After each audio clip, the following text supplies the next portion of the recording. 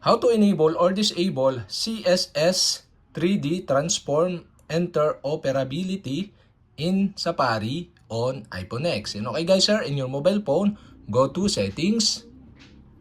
In Settings, scroll down and go to Safari.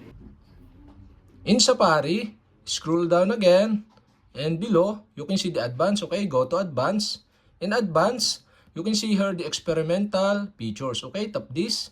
In experimental features, scroll down and you can see here the CSS 3D Transform Interoperability. And the CSS 3D Transform Interoperability is disabled.